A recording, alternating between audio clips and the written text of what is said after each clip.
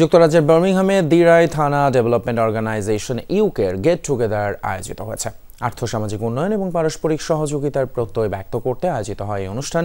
মঙ্গলবার বার্মিংহামের বাংলাদেশ মাল্টিপারপাস সেন্টারে পরিবার পরিজন নিয়ে এতে অংশ নেন দেশটিতে বসবাসরত বহু প্রবাসী। সংগঠনের সাধারণ সম্পাদক সর্দার আমির খসরুর পরিচালনায় এতে সভাপতিত্ব করেন সভাপতি মিজানুর রহমান চৌধুরী।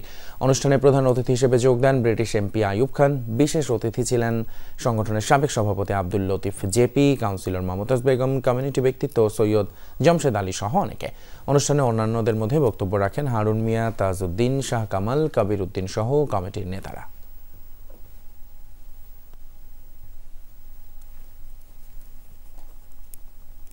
আমাদের অনুষ্ঠান সাকসেস হয়েছে, আপনারা সবাই দোয়া করবেন আমাদের জন্য, আমরা যাতে ভবিষ্যতে আরো এই ধরনের প্রোগ্রাম নিয়ে আসতে পারি। আমাদের এই সংগঠনের এই বছরে আমরা আরো নানান ধরনের প্রোগ্রাম করেছি, ডে ট্রিপ সহ, ব্যাডমিন্টন সহ।